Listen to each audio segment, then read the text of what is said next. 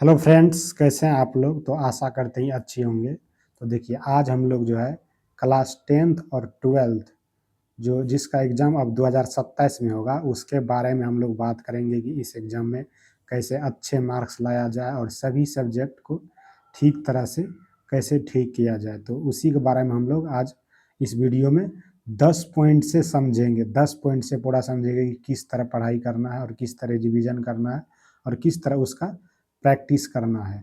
तो पहला पॉइंट से समझते हैं। पहला पॉइंट है एनसीईआरटी प्लस बिहार बुक। देखिए, एनसीईआरटी तो पढ़ना ही है और बिहार बोर्ड का जो बुक होता है, दोनों को लाइन बाय लाइन पढ़ना है। पहले बुक को पढ़िए, फिर उसका ऑब्जेक्टिव लगाइए, फिर उसका सब्जेक्टिव लगाइए, फिर टेक्स्ट बुक को लाइन लाइन से पढ़िए। हर चैप्टर के ऑब्जेक्टिव प्लस सब्जेक्टिव दोनों बनाइए। देखिए, कोई भी चैप्टर, जैसे मान लिया जाए चैप्टर नंबर 1 आपका खत्म हो गया, तो इसका लाइन बाय लाइन बुक से पढ़िए, फिर चैप्टर के ऑब्जेक्टिव को लगाइए, फिर सब्जेक्टिव को पढ़िए। आइए पॉइंट नंबर 2 से समझते हैं। 5 से 10 सवाल 10 साल के प्रीवियस ईयर PIQ जरूर लगाइए। और 60 से देखिए 60 से 70% क्वेश्चन तो हमेशा रिपीट ही होती हैं।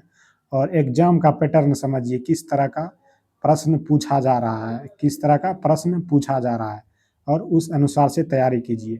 PIQ और स्मार्ट स्टडी कीजिए। PIQ तो जरूर ही लगाना है। कोई भी आपका एक चैप्टर खत्म हो, देन उसका प्रैक्टिस करना है और PIQ जरूर लगाना है। पॉइंट नंबर 3 से समझते हैं आप। देखिए, डेली स्टडी रूटीन बनाइए। 6 से 8 घंटे ही पढ़िए। सुबह में थ्योरी पढ़िए, दोपहर में उसका MCQ प्रैक्टिस कीजिए और रात में ये दोनों का क्या कीजिए, रिवीजन कीजिए। पॉइंट नंबर 4 से समझते हैं क्या करना है। देखिए, साइंस और मैथ जो है ना, स्कोरिंग सब्जेक्ट होता है, तो इस पे आपको अधिक फोकस करना है।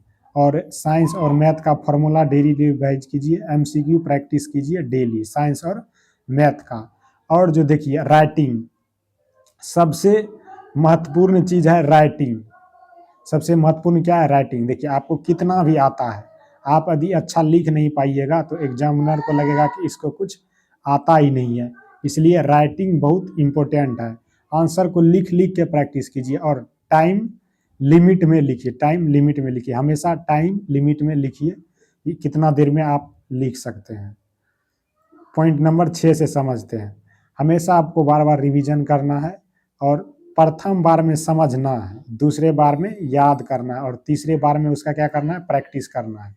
प्रैक्टिस कैसे करना है, चैप्टर नंबर 1 खत्म हुआ, उसका MCQ लगाइए, फिर उसका सब्जेक्टिव बनाइए इस तरह। फिर पॉइंट नंबर 7 से समझते हैं किस तरह करना है। Short notes. देखिए, कोई भी चैप्टर आपका 10 पेज में नोट बना हुआ है, तो उसको आप इस तरह बनाइए कि वो 2 से 3 पेज में वो आ सके। और फॉर्मूला सीट का अलग एक कॉपी बना लीजिए और इम्पोर्टेंट पॉइंट का भी एक अलग कॉपी बना लीजिए। ये सब करना है। पॉइंट नंबर 8 पे चलते हैं। वीक सब्जेक्ट को इग्नोर मत कीजिए। देखिए, कोई भी आपका सब्जेक्ट वीक है, उसको इग्नोर मत कीजिए, उस पर ज़्यादा ध्यान दीजिए और उसको पढ़िए। यही टॉपर और एवरेज में क्या होता है, फ़र्क होता है। रोज़ थोड़ा थोड़ा पढ़िए, थोड़ा ही पढ़िए, लेकिन क्या करिए, रोज़ पढ़िए। पॉइंट नंबर 9 पे चलते हैं। मॉक टेस्ट दो, वीकली टेस्ट जरूरी है, स्पीड प्लस एक्यूरेसी बढ़ती है। देखिए, मॉक टेस्ट आप लगाइएगा, कोई भी मान लिया जाए चैप्टर 1 का आप दिए, तो आपको लगेगा कि पता चलेगा कि कितना हमको समझ में आया, कितना सवाल बन रहा है और कितना इसमें इम्प्रूव करना है। ये किससे चलेगा, मॉक टेस्ट से लगेगा, जिससे स्पीड और एक्यूरेसी जरूर पड़ेगा। और वीकली टेस्ट भी एक सप्ताह में जितना आप पढ़े उसका रिवीजन कीजिए, जिससे आपको क्या होगा, कॉन्फिडेंस आएगा। क्या होगा, कॉन्फिडेंस आएगा। पॉइंट नंबर 10 पे चलते हैं। सिर्फ रट्टा मत मारिए, चीज़ों को समझिए। देखिए, कोई भी चीज़ को सिर्फ रटने पर ध्यान नहीं देना, इसको क्या करना है, समझना है। और लास्ट टाइम पर पढ़ाई जारी रखें, थोड़ा थोड़ा ही पढ़िए, डेली पढ़िए। यदि वीडियो अच्छा लगा हो तो लाइक जरूर करें। धन्यवाद।